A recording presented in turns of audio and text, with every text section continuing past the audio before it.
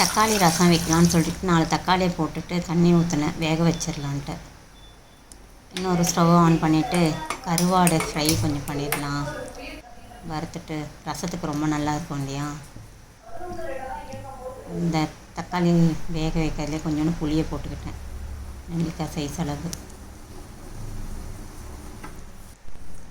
3 பச்சை மிளகாய், வாழைத்தண்டு பூசணிக்காய் போட்டு கூட்டு வச்சிடலான்ட்டு இன்னொரு ஸ்டவ்வில் வெங்காயம், தக்காளி, மஞ்சத்தூள், வாழைத்தண்டு, பூசணிக்காய் எல்லாம் கட் பண்ணி போட்டு அதில் ஜீரகம் போட்டுட்டு மூடி போட்டுட்டேன். அது ஒரு பக்கம் வெந்துக்கிட்டு இருக்கட்டும்ன்ட்டு ஸ்டவ் ஆன் பண்ணிவிட்டு விசில் போட்டுட்டேன்.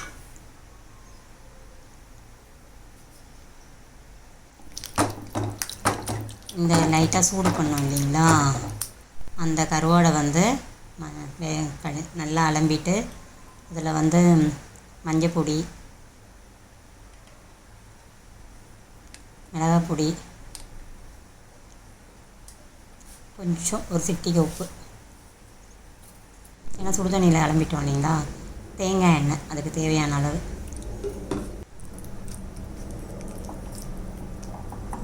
போட்டு நல்லா பெசரி விட்டுற வேண்டியது தான்.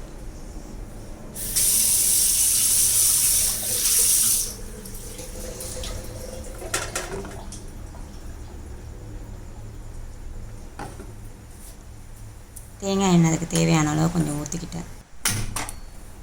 ஸ்டவ் ஸ்லோவில் வச்சுட்டு விட்டுற வேண்டியதான், அது பாட்டு ஸ்டவ்வாக வந்துட்டு. இன்னொரு பக்கம் ஸ்டவ் ஆன் பண்ணிவிட்டு அதில் அரிசி அலம்பி வச்சுட்டேன். அது வந்து 1.5 அழகு அரிசி.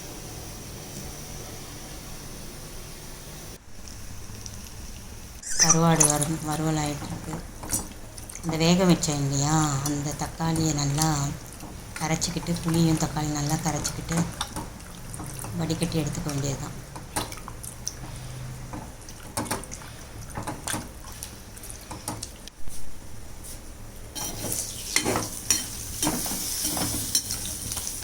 கருவாடை நல்லா கிளறி விட்டுட்டு, இல்லைன்னா அடி பிடிச்சிடும் இல்லைங்களா, அதனால் லைட்டாக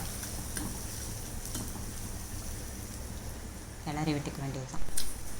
கருவேப்பிலை, கொத்தமல்லி இல்லை, வாங்கினது தீர்ந்து போச்சு. ஸோ வெறும் கருவேப்பிலை, மஞ்சள் பொடி, ரசப்பொடி வீட்லேயே அரைச்சது, பெருங்காயப்பொடி, பூண்டு 4 பல் நல்லா நசுக்கினது, வேணுன்ற அளவுக்கு தண்ணியை விட்டுக்கிட்டாச்சு.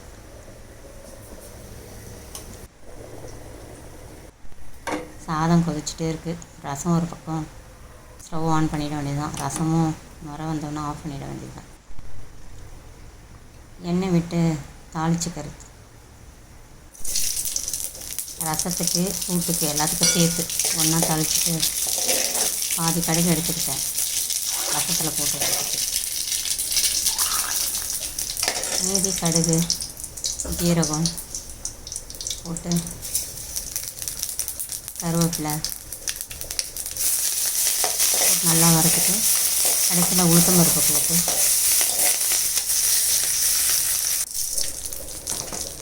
லைட்டாக வறுத்து அந்த சூடுலேயே வறுந்துட்டுருக்கோம். ஆஃப் பண்ணிட வேண்டியதான் ஸ்டவ். ஏன்னா குக்கர் இன்னும் கொஞ்சம் நேரம் கழித்து தான் ஓப்பன் பண்ணணும். ஸோ அதனால் சீக்கிரமாக வந்து திறக்க வேண்டாமேன்ட்டு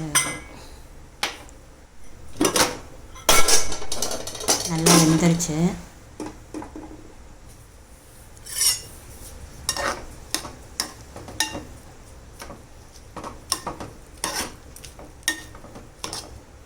நல்லா வெந்துடுச்சு. கொஞ்ச நேரம் அப்படியே ஸ்டவ்வில் விட்டுட்டா நல்லா மசிஞ்சிரும். உப்பு போட்டுக்கணும், தேவையான அளவு உப்பு போட்டுக்கிட்டு கடைசியில் உப்பு போட்டு ஒரு 5 மினிட்ஸ் நல்லா கொதிக்க வைப்பேன்.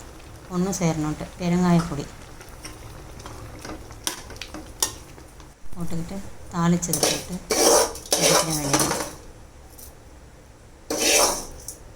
சாப்பிடும்போது நெய் போட்டுக்க வேண்டியது.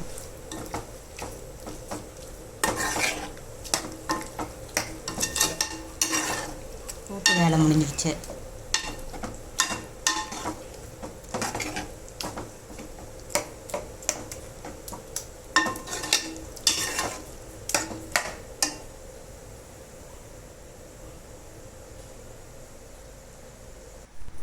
அவ்வளோதான்.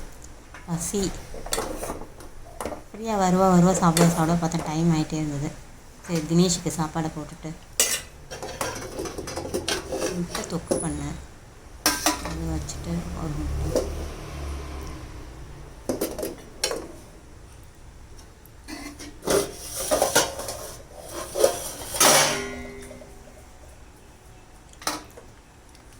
போட்டுட்டேன்.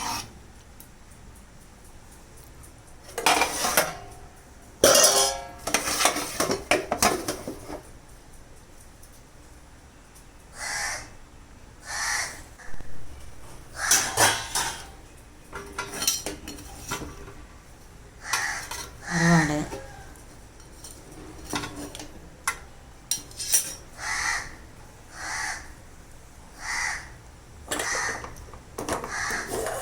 வறுத்தோம் இல்லையா, அந்த கருவாடு பிளேட்டில் வச்சுக்கிட்டு போட்டு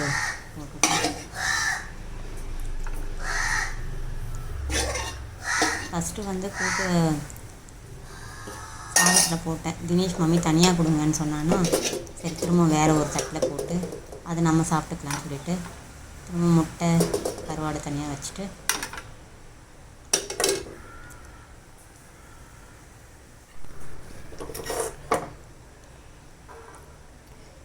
சாதம் போட்டு தினேஷ்கிட்ட கொடுத்துட வேண்டியது தான். பிரியா அப்புறமா சாப்பிட்டுக்கிறேன்னு சொல்லிட்டா. ஸோ அவளுக்கு தனியாக அவள் போட்டு நானே சாப்பிட்டுக்கிறேன் மம்மின்னிட்டா. ஓகே. ரசத்தை விட்டாச்சு. தக்காளி ரசம். தக்காளி வேக வச்சு செய்த ரசம் இது. எப்போவுமே தக்காளி வெறுமனே போட்டு கடைஞ்சி வச்சுருவோம். பட் சில நேரம் அந்த டைம் இருந்துச்சுன்னா நல்லா தக்காளியை வேக வச்சு தூள் எடுத்துகிட்டு வச்சிட வேண்டியது தான். அந்த மீதம் இருக்குல்ல, இந்த கருவாடு ஃப்ரை பண்ண அந்த மிளகா பொடியெலாம் இருக்கும் இல்லைங்களா, அது நல்லா சாதம் மீதி கொஞ்சம் சாதம் பெரட்டி தினேஷ்க்கு ரொம்ப பிடிக்கும். ஸோ பிரியா இருந்தால் பிரியாவும் கேட்பா. பட் தினேஷ் மட்டும் தான் இருந்தாங்க. தினேஷ் கேட்டதும் கொடுத்துட்டேன்.